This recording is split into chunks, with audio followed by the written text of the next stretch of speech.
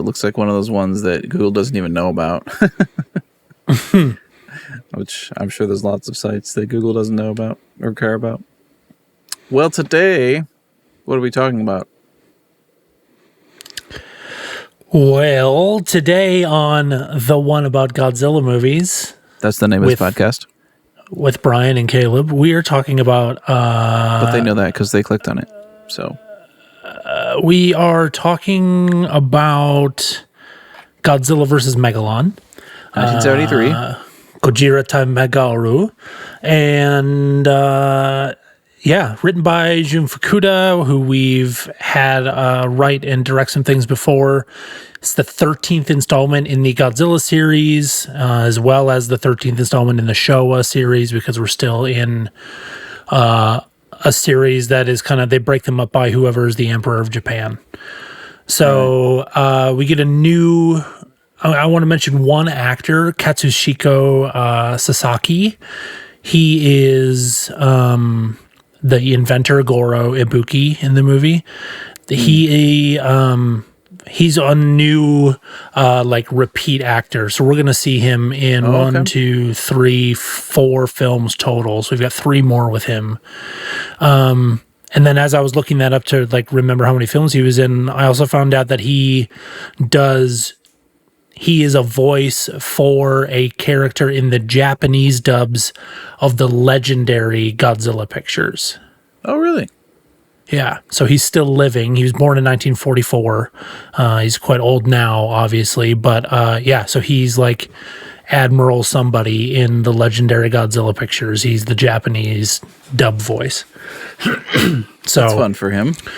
Physically in 4 movies, and he's done voiceover for 2 of them, the newer ones. That's pretty cool.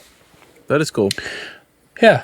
So to give you kind of a 10,000 foot view, like you mentioned, this is from 1973, came out in March of 1973, part of the Spring Toho Champions Festival, which is something that they started doing every spring, and just films and festivals to celebrate all of their champions, Godzilla being one of them. This movie didn't see a release in America until 1976, with very little editing and just English dub mostly. And to give you just kind of a brief overview, we have more underground nuclear testing by humanity. It's alluded to that it's being conducted this time by the Japanese. And it is happening in the Aleutian Islands, off the coast of Japan, which Brian is looking up to see if that is a real place or not. And while he does that, I'll tell you about how those undersea nuclear testing explosions disrupt and damage the kingdom of Seatopia. Give me that island again. Aleutian. The Aleutian Islands? Yes. Those are real islands. Did they do nuclear testing there? Okay. Did they? Let's see. Let's find out together. So we come to find out that there's an undersea kingdom called Seatopia, and sea is in the ocean, the sea, and Topia. So this obviously upsets them. They then send their guardian monster Megalon to the surface to seek revenge. Somehow our main character here, Goro, and his brother and his best friend find themselves caught up in the Seatopians' plan, because somehow these dudes have discovered that Goro has built this really cool robot, Jet Jaguar, and they're gonna use Jet Jaguar to guide Megalon to the places that they want him to destroy. They end up getting Godzilla involved, which is really great because Jet Jaguar is having a hard time fighting Megalon. We get another monster involved, which we'll talk about later, and it just kind of ends in a big old brawl and really kicks off one of my favorite little arcs of Godzilla movies. So I'm excited about this one in specific. But yeah, another one of these, like, hey, humans have messed up. We've made somebody angry, and now we need to pay the price, and Godzilla's going to save us. So loosely, yeah. So yeah, they do reference it in the very beginning of the film. Yes, there were some nuclear tests conducted in the Aleutian Islands, which are basically part of Alaska's chain of islands. If you follow like the path of top of Alaska, okay. Between 65 and 71, the U.S. conducted a series of underground detonations on Amchitka Island, which is in that chain. The most famous one was called Cannikin, Cannikin. In 1971, it was a 5 megaton blast and sparked some controversy from, other countries being like, hey, can you not? Essentially, it sounded like. So, yeah, that probably feeds in to the tone of, like, I guess the nuclear conversation in this film. Yeah, and the idea of, like, we've angered an unknown kingdom or nation, basically, with this testing. And they are not going to be like, hey, can you not? They're just going to retaliate with a giant angry monster. Yes, in this film. Yeah. Totally. I have, like, some other stuff here that maybe we could save for the end if we have any trivia, some interesting stuff about the distribution of this film, maybe some of the box office as well. But yeah, should we get into it? Yeah. I think as an overview, it might be helpful to understand this is one of those ones that has a very, very low rating. 4.9 on IMDb. It's kind of known for not being very well liked. However, there's maybe some trivia stuff that seemed to be received in the U.S. very differently. There's some reasons for that we can get into maybe a little later. But, yeah. I don't think it's the toughest one I've watched at all. No, not by far. But yeah, I definitely was aware of that going in. So, yeah, I didn't notice anything particularly crazy in like the opening credits this time around.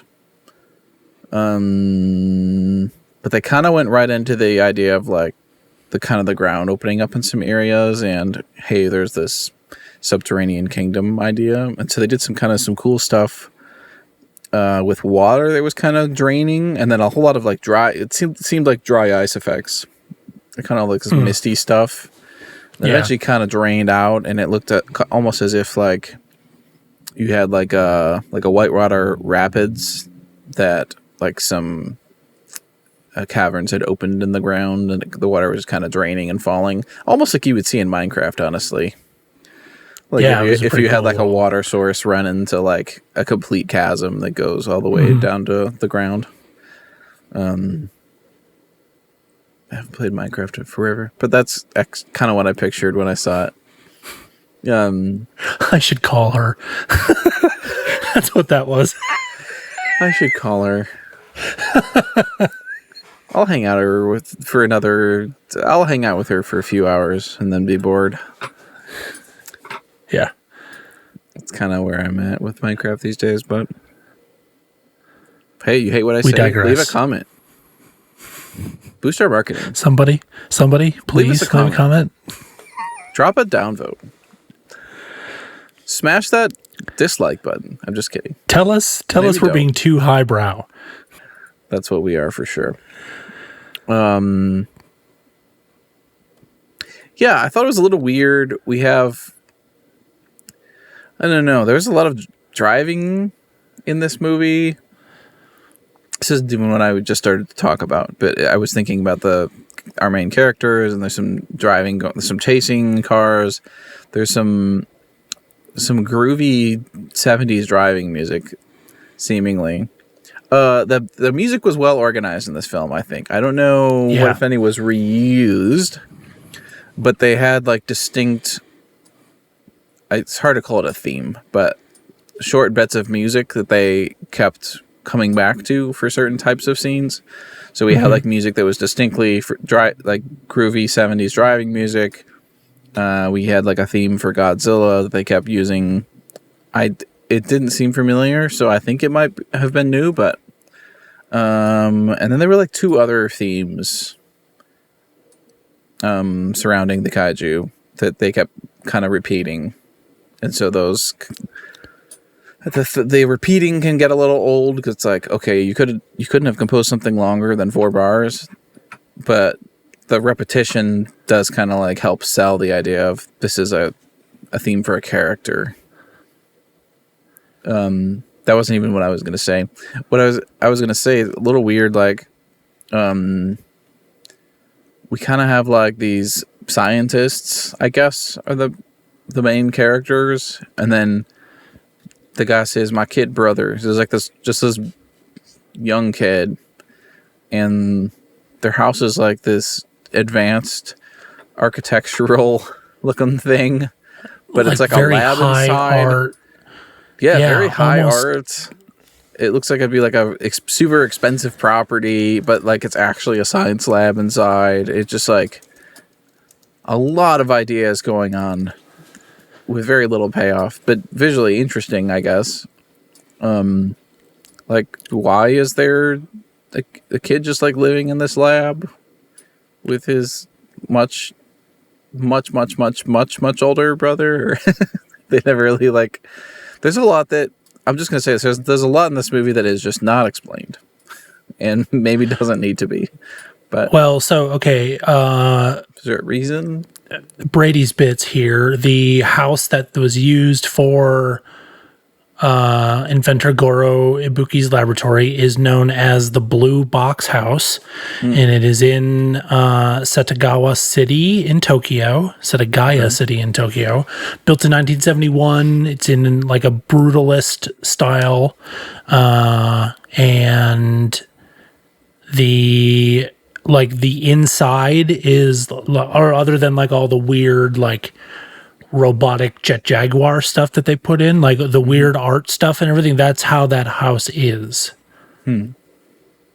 So just from seeing pictures and stuff, like I would imagine so they used it intentionally because it's like now. Probably at the time, maybe not so much. It was built 2 years earlier. Yeah, only 2 years earlier. Let's look at Mayumi Miyawaki is the builder. I'm just like wondering if people would have recognized it or if it would have gained notoriety through this film. Very interesting style. He is a notable Japanese modernist who also had parents who were like both his mom and his dad were artists as well. The architect? Yes. Okay. So a little bit like, who's that guy that built all those houses here that are like Frank Lloyd Wright? Kind of weird. Yeah, Frank Lloyd Wright. Similar, okay. Well, maybe they would have known. It was kind of like blue on the outside. You said it's called a blue box? It's called the Blue Box House. Which I should... it's in Tokyo. Look up should look up photos of it, but I imagine it's still there. Yeah. Wow. Very cool, very cool. And it's kind of on a hill, so it almost looks like a... Yeah, like built into the hill, kind of like a cantilever. It's like it's made of cubes. And it looks like it's just kind of balancing there, but it must be like weighted down in some way. Very interesting. It may not be blue anymore. Hard to tell. I'm seeing somewhere maybe it was repainted white, but the shape is still there. This has been Architecture with Caleb and Brian. Dang it, where's my Architecture with Caleb and Brian. So anyways, back to the movie. Good stuff. Yeah, so we've got these inventors. They have this house. That's a better term. I said scientists, but inventor and the eccentricity of such a person. Yeah. That's the vibe. And he's made a robot who is going to do things for him, basically, is kind of what they, he's just kind of like he's going to help out, was the idea, right? Like, I don't Not think much they built him explained, for... But yes, it wasn't, it's understood that they've been working on a robot. Mm-hmm. So they come back from this, like, almost tragic thing of, like, the little kid is out on, like, this little paddle boat thing, and the lake drains, and they get home from that whole experience and open the door, and the one dude gets, like, punched in the face by somebody, or they notice the door is ajar. Yeah, the kid noticed. And, like... Yep. Yeah, so they enter the house, and there's people there, and, like... Like, broken in, kind of ransacked, there's crap everywhere. Yeah. But nothing was taken, which they were kind of like puzzled about, blah, blah, blah. So, yeah. So already, like, we've kind of talked, I just want to point out, like, this story and this plot is actually kind of, like, entices you to watch the movie a little bit. Like, I don't know about you, it just feels like we've already talked more about the plot of this movie than we have the last few. Like, we actually care a little bit about this part of the movie. And I don't know. Anyways, onward. What was your next thought? Yeah, I mean, there's definitely some mystery at the beginning. I don't think those plot lines lasted super long, but it was something. I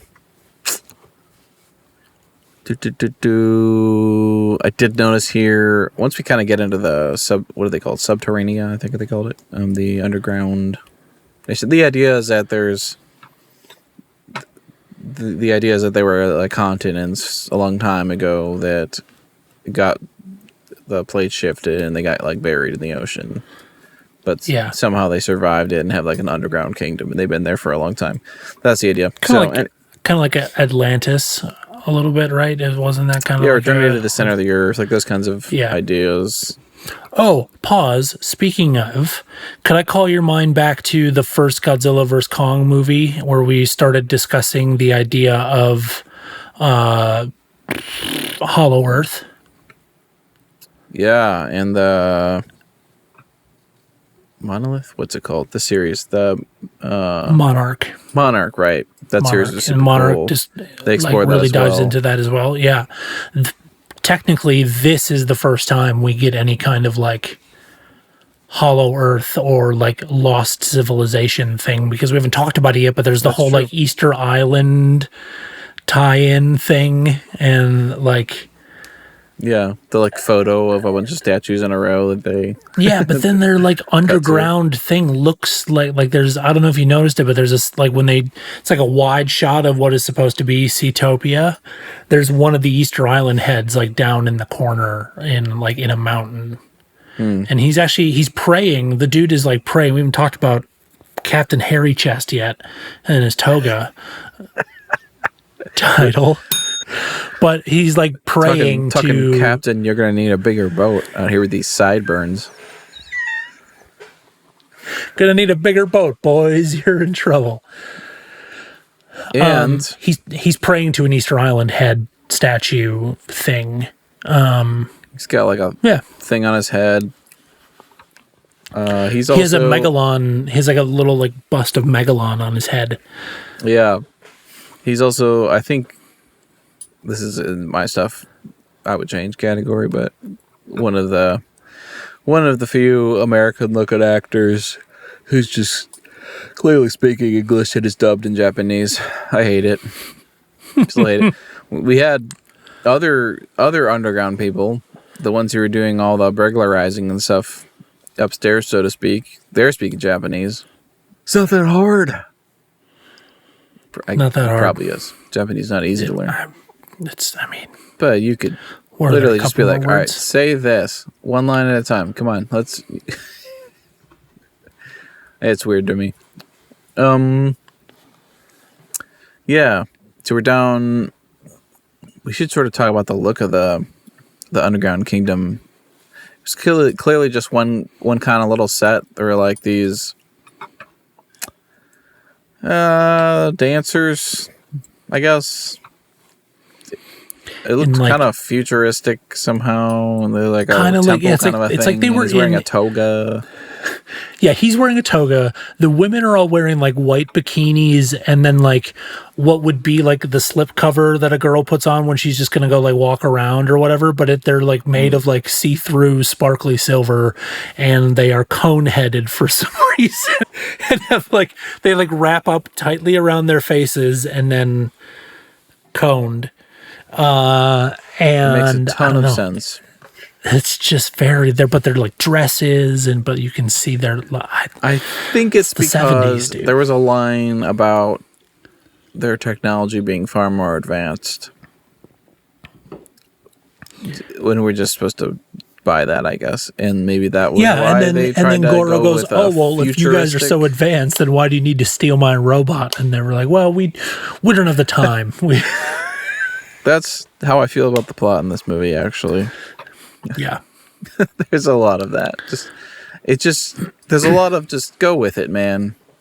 We don't need to explain everything. We're trying to get to the fight at the end here, man. Just freaking go with it.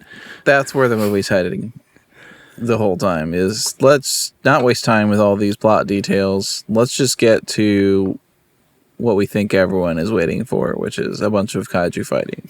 So let's not fill in the blanks, per se. Yeah, I mean, it is what it is. There's some cool stuff. We have Godzilla with eyelids. He's like blinking and stuff. Yeah. Some pretty cool eyes. I thought blinking. I had a thought while I was watching this. Different. Yeah, well, I had a thought while I was watching it today and it was from something that you brought up on the last episode, was that now Toho has a dedicated like kaiju production department, like a whole like probably company budget, that they spun off, right? But they hadn't done a Godzilla suit yet. The last movie was still an old suit, so this is the kaiju company's first attempt at a Godzilla suit, and we see the like silver tinted dorsal fins that kind of help them stand up. They're puffy. This is like puffy dorsal fin era now. But yeah, they like started to like care about the eyes a little bit, and I think it was trying to like I don't know. I don't want to put who knows. This is 1973 and this is 2025, so I don't really know what they were thinking, but to me it would be like we want to make him look a little more ferocious and a little less derpy, and his eyes have been a little like that's been our low point, I guess, or whatever, like kind of not silly, our strong suit, goofy perhaps. Yeah I don't know, I think this suit's pretty cool. People don't really like it, but I don't know why. I remember thinking it looks weird or something's different about it. Maybe it's the color. I don't know. Something about the close-ups of the head. I'm like, oh, this is... I don't know. Definitely different. I don't know if I could say better or worse, but different. The reason we see Godzilla is the inventors are like, hey, robot, which I guess throughout the film they call it robot, and then at some point they like name it. And it's called Jet Jaguar, which from the trivia I saw was a name that came from some kind of fan contest of naming a new hero to put in a Godzilla film. Mm-hmm. So they named the robot Jet Jaguar. But at some point they like tell the robot to go to Monster Island, that fill in the blank term, to go get Godzilla to help with the situation, because the underground people have kind of taken over the inventor lab, kind of holding the house hostage. And I don't remember where they are, but they've been kind of blocked out of their house. Well, so what happens is, as the Ceetopians are awakening Gigan, or not Gigan, sorry, I was looking at the last one. Looking at the word Gigan on the screen. Spoiler alert. As they're awakening Megalon, The two dudes are back at the house. They've infiltrated. They tie up Goro and they keep him, but the other two get like chucked into a truck or something, and they get too. Yeah, the kid and the other dude, and they like put them in a box truck basically, or a container, and have hired this truck. And the one dude goes with him at gunpoint and is like, "You're going to drive me to this lake, and we're going to dump this thing into a lake." And then the other dude is there, left at the lab with Goro, and starts controlling Jet Jaguar. It's all coming back or to programming Jet Jaguar to do what they want because they know Megalon is coming, right? Right. So at some point in this sequence, Megalon has been released and has come up the Earth shaft, whatever we want to call how he got up to the surface. And he's just going around destroying stuff. Yeah, that was pretty flying around and stuff. And he's got like drills for arms for some reason. Because every subterranean kingdom has some kind of mining aesthetic. And this kaiju is no exception. So he's like just going around. The funny thing about all these kaiju with like these unique arms is it like 80% of what they're doing is just kicking stuff with their feet. They can't do anything with their arms. Or just swinging the arms this way anyways. Yeah. Like, who cares? Yeah. I mean, dude, you got to give them points for inventing some stuff. You know, they're trying things. Yeah, exactly. I'm just seeing the guy in the suit is like, what am I supposed to do with my hands? I'm just going to kick stuff. Kicking I can do. So there's a lot of kicking. Yeah. Most of what happens is kicking in these fights as well. But yeah, so their shipping container gets launched in the air at some point and then like hits the ground and they get out and they're perfectly fine. And there's some kind of team up. They like go shopping and they... Right, but hold on. Could we talk about right before that? So you're remembering more than I am. The box truck drivers, they kind of figure out that this dude that is forcing them to drive this truck, that like he's really bad. Eventually, he pulls a gun on them. They like somehow like, you know, the struggle ensues. They knock the dude out. They chuck him out of the truck and down the side of a mountain. And you actually hear him go like, whoa, as he's just like tumbling down the mountain. You don't remember that part? I feel like I missed that somehow.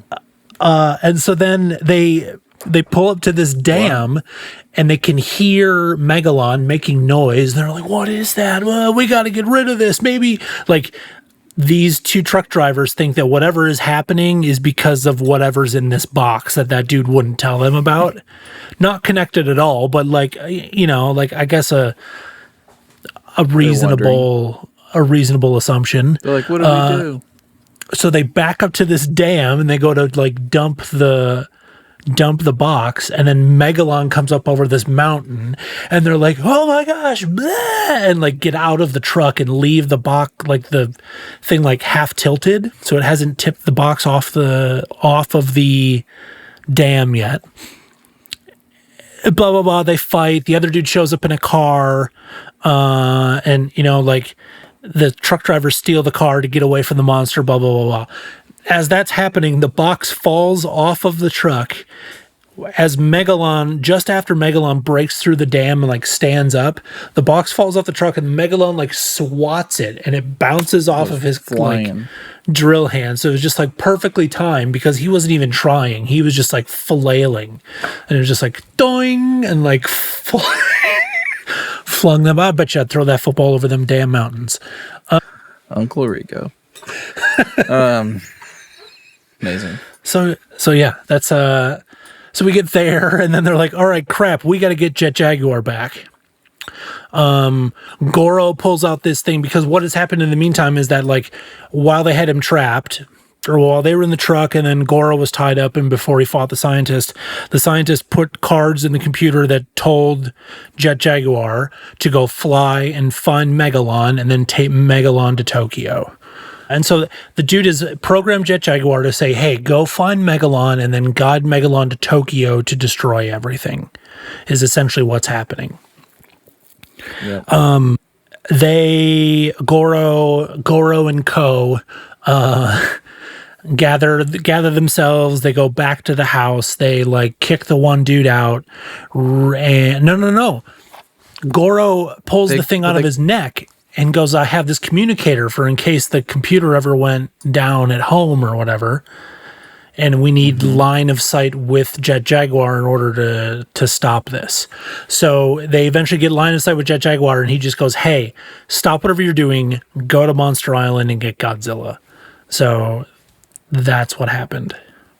Yes. Up to that point. Then they're trying to like get into their house. Yeah, then they're trying to get into their house. For some reason, the idea is to go to a toy shop and buy a remote-controlled plane. And then they like trick the guy by smashing the camera by the door to like come out. And then they fly an RC plane into his face, which, by the way, is bloody. Like they decided. Oh, I know, dude. They decided that was a moment where they were like, this guy, his face really needs to take a beating. Let's show some blood. We're gonna Home Alone this in a very they used the power Japanese of Home Alone way at the door with that RC plane title. Power of Home Alone at the door. Power of Home Alone at the door. But they regain control of the home base, if you will. I don't remember much until ultimately all the kaiju end up in the same place. So we have, for a while, it is Megalon versus Jet Jaguar. Yes. I forgot the moment. So Jet shows up and using the power of his own desire decides that he's going to grow to be the same size as Godzilla. So Jet Jaguar shows up, lands. He's like human-sized. Yeah, he's the size of a person. Yeah. Grows, and now he's big. So there's a fight happening. Now he's big. There's a lot of martial art poses going on for some reason. As was customary at the time. More so in this film. In fact, the last thing I have, well, the last two things on my stuff I would change. One is the underground people somehow have the aliens on speed dial because they call in Gigan and shows up. And the way they accomplished that was as simple as, we're receiving a message from that planet thing from the last film. Gigan's coming. Please, send help. Thank you. And then sure enough, Gigan shows up. Just because. Why are the aliens always on speed dial? Title. Also, gotta have somebody to blame it there on. is so much, especially with the hands, but just like martial arts posing going on. There's a lot of like this going on and like these poses that are happening before the fighting happens. And it just looks very humanoid to me, which I don't think is their goal. I'm just picturing the guy Jet inside Jaguars. the suit, you know. I had to watch it 3 times to remember how to do it, but I remember when I was little learning the Jet Jaguar, like ding, ding, ding. Like that was the grow sequence. Like, and then when he flies, he's like, and then he just goes, and then. For some reason, every movement of Jet Jaguar in this film is like the funniest thing I've ever seen. I don't know where the choreography that is their impression of a robot. That is literally what they thought a fully autonomous, I guess, robot was going to act like. It's to me, it's comedy gold. It's just funny. Bleep, blorb. It's just seems so funny. I'm gonna just cut in here because we were talking about the Jaguar growing to become larger. the best review of this movie on Letterboxd. This guy named Joe, who says, quote, I am, by some measures at least, an adult. I pay taxes, I have a driver's license, I have opinions on world affairs and politics. And yet, the first time Jet Jaguar increased his size in order to fight Megalon, there was a span of about 0.3 of a second, during which I thought to myself, I guess they had to make a bigger suit for these scenes. Never underestimate the power of imagination. So that was precious. That's suspension of disbelief in a nutshell, in a quote. Yep. Oh, I forgot. Godzilla exits the island with a cannonball jump into the ocean. Yes. And it's actually just it's footage from a different film. It's when reversed. We saw before, where he jumped to the right instead of the left, right? Yeah. What film was that? Ibira? I think it's... Yeah, it could be. That would make sense. I believe we concluded at the time that and the one we saw in... It is Ibira. Third Godzilla vs. Kong legendary movie. I think those are the two times we see Godzilla jumping into the ocean. Yeah. So... But yeah, it's still cool. Because he literally cannonballs and then splash. And then his head is just kind of moving through the water a little bit.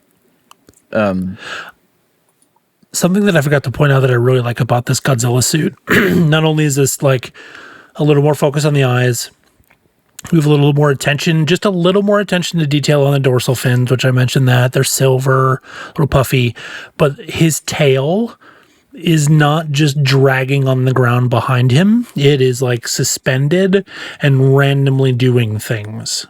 Not Shin Godzilla, not like Shin Godzilla levels of a cat tail, but it's not just dragging on the ground. It is suspended.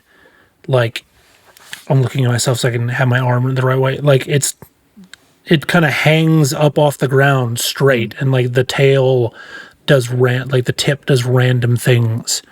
So first, I don't know, it's probably the dude's probably got something on his elbow or something inside the suit or whatever, maybe they have the tip on a cable high up and then they could moving it independently. Right. So, but yeah, it was the tail is moving independently of Godzilla, and I think this is the first time I noticed it. So yeah. Huh. Okay, break down this neat fight. Because a lot of things happened, but it was probably the last third of the movie.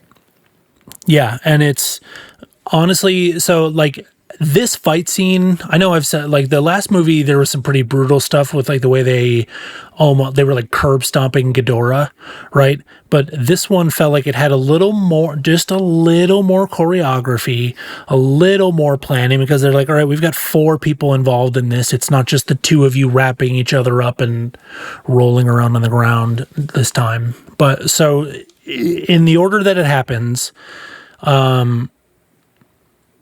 Megalon has been destroying stuff. Jet Jaguar shows back up and lands in front of Megalon and is tiny. Megalon laughs at him and is like, what? And then he grows. They fight. While they are fighting, Godzilla is on his way from Monster Island because Jet Jaguar beat him back because he can fly.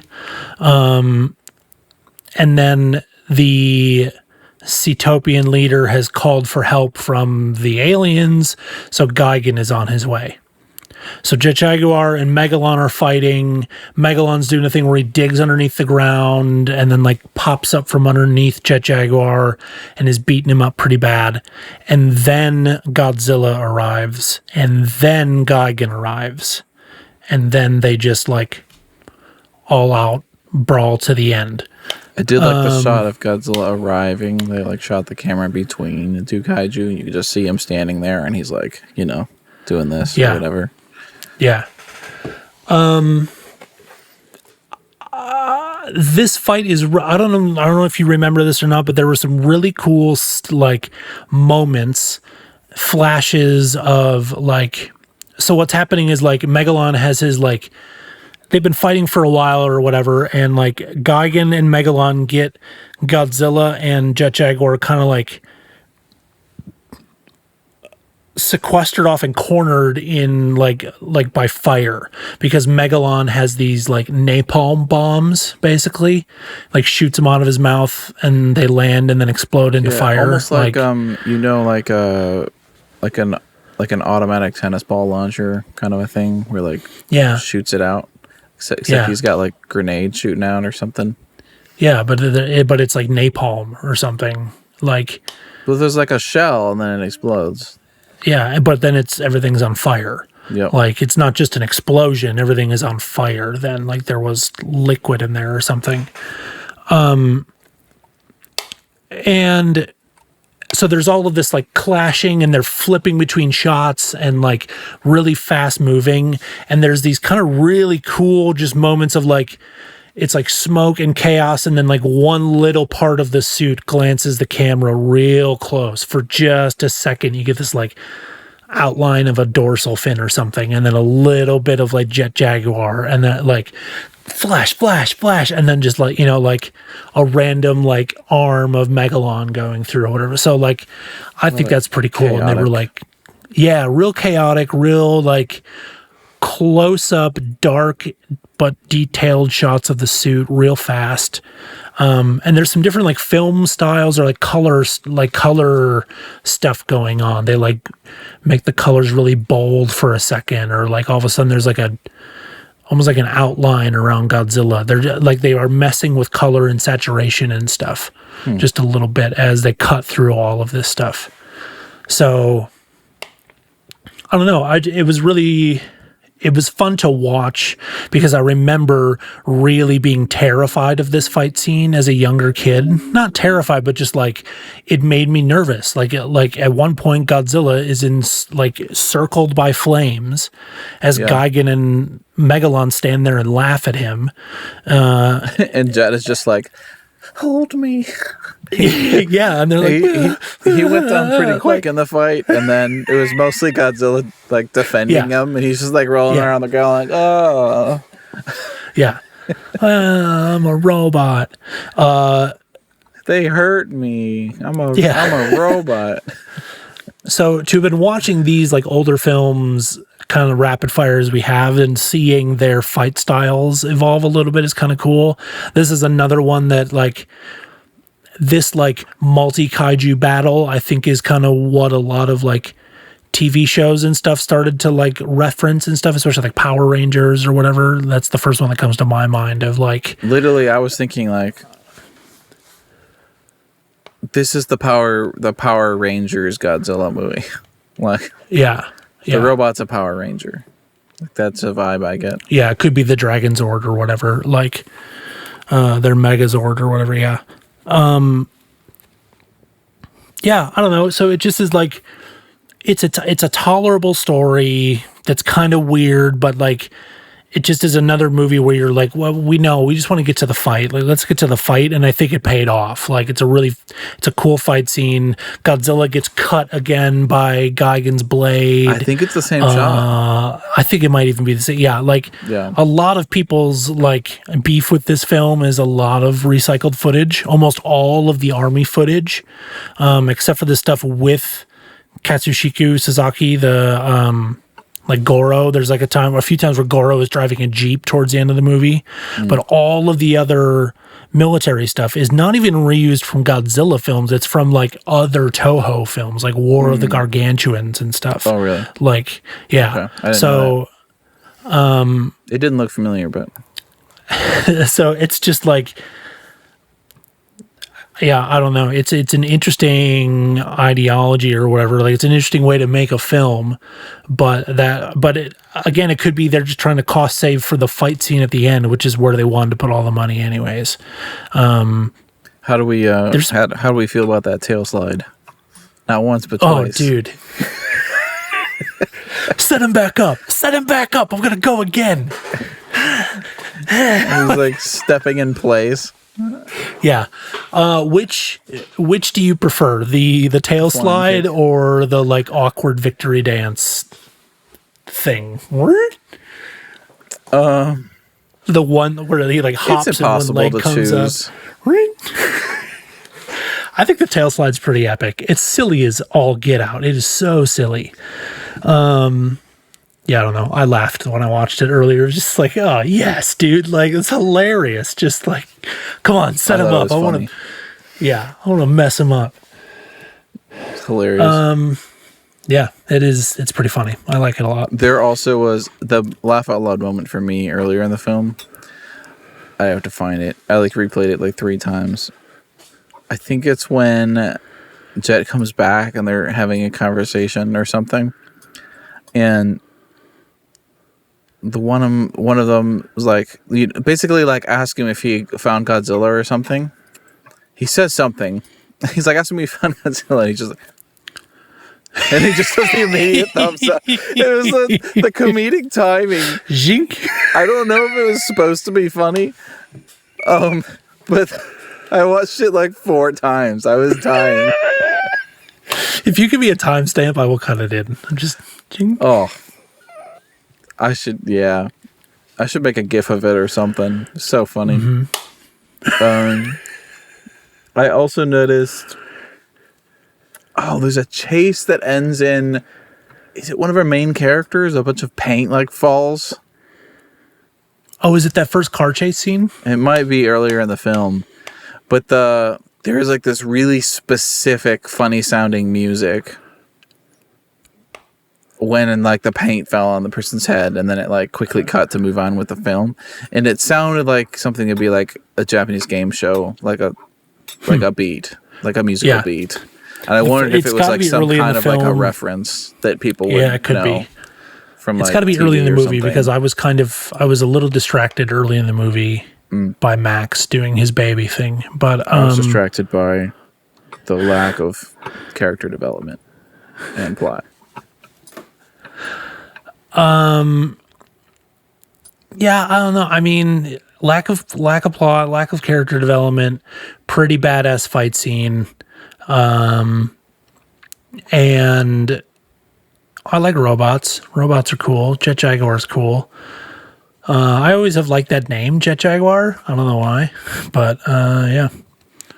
Does sound like a superhero or something. Yeah. Oh. Title.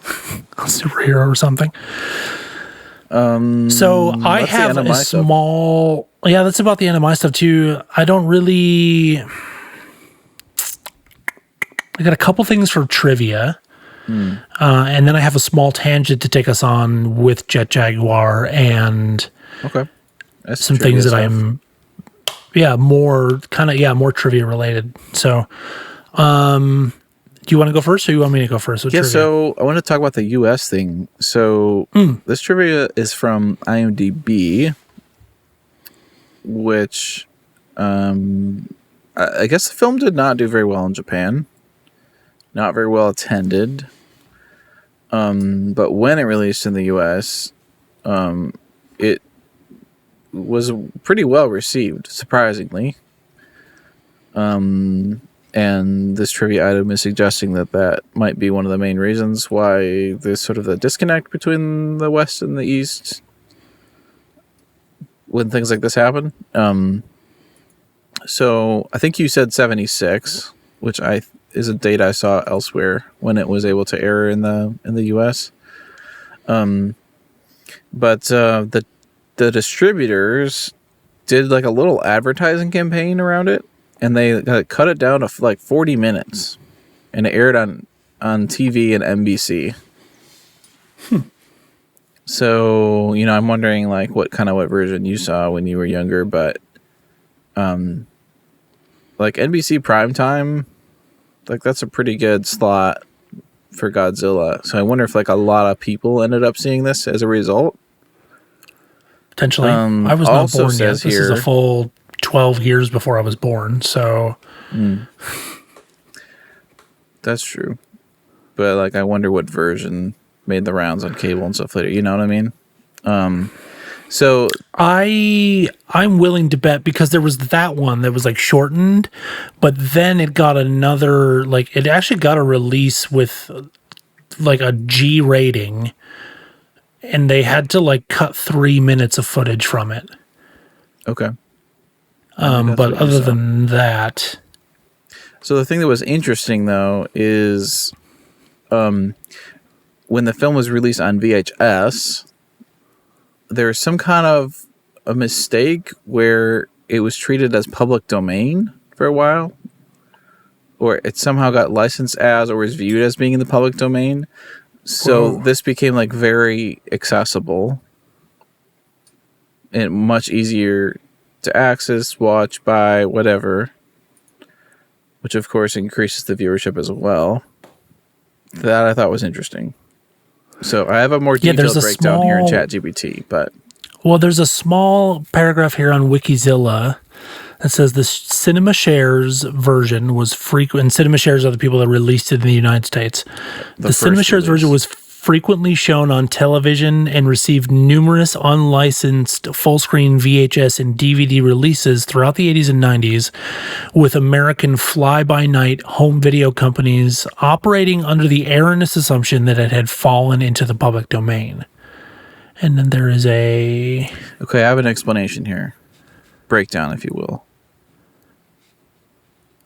I'm going to break this down. Okay, so it comes out originally in the U.S., Cinema Shares, like you mentioned, 1976. It was shown as Godzilla vs. Megalon, kind of a Saturday morning matinee situation. They only cut like 8 minutes, and they dubbed it in English. And they put out a trailer narrated by Casey Kasem. That's a big name. Mm-hmm. And then they did like a publicity thing where they had the actual actor in the Godzilla suit like tour around in malls, go on parades, and there's a Today Show appearance on NBC where they like staged a fight with a guy in a Megalon suit, like the Today Show, NBC. Like a lot of people had to have seen that. Then like 77 through the early 80s, NBC purchased the rights and aired it in prime time on TV. And that was done at 88 minutes. So that aired a lot on TV. Then late 80s, early 90s, a whole bunch of like VHS home video market budget, like VHS tapes, like flooded the market. Many companies assumed it was public domain because Toho's original licensing paperwork with Cinema Shares had expired, but Toho hadn't yet reasserted copyright through the U.S. Copyright Office. So companies assumed it had become public domain until a flood of unlicensed tapes and DVDs circulated in varying qualities, versions. Apparently for a while was incorrectly listed in PD catalogs alongside Night of the Living Dead and Plan 9 from Outer Space, which I think are mid to late 60s movies. So it wasn't until the late 90s Toho clarified ownership and put out like a restored authorized DVD release. And then, of course, like eventually all this stuff ends up in the Criterion collection. But that's up to like that box set with like a lot of these movies from the Criterion collection that was a 2019 release. So, you know, what you and I are going through is like, as far as like time is considered, is like kind of the most recent restoration. Huh. Interesting. So that's like a lot just thinking of about like exposure to the U.S. market. Yeah. Yeah, it's like it was most accessible by the baby boomers. And probably something they latched onto pretty well, which is why it did so well here. I am very willing to bet that the version that I saw growing up is the 40-minute, like, trimmed down 4T, because it was only ever on TV. I didn't have like a VHS of it or anything. I bet you I rented it from the video store.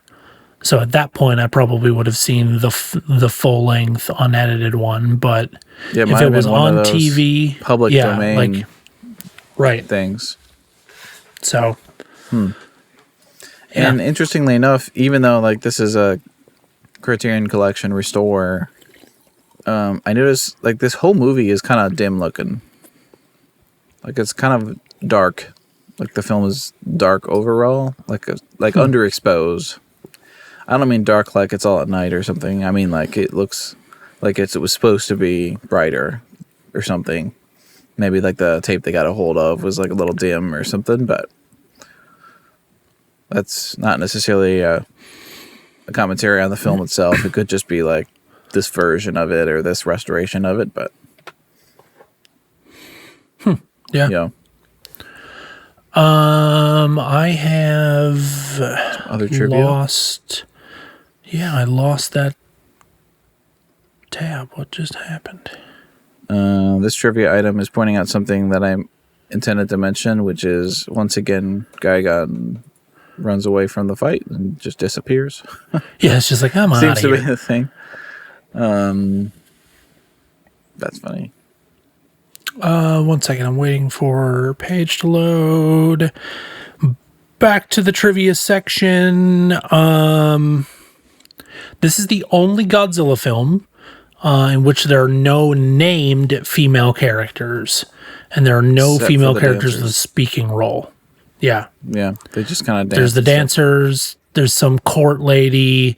There's some villagers fleeing. But like, there are no like named or like main female characters.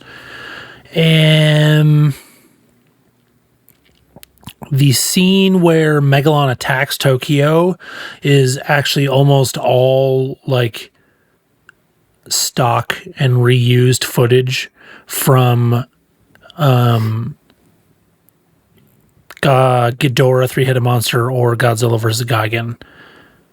All of the like crashing through buildings and everything is all just like reused from that. So this is easily one of the smallest budgeted Godzilla films that was created.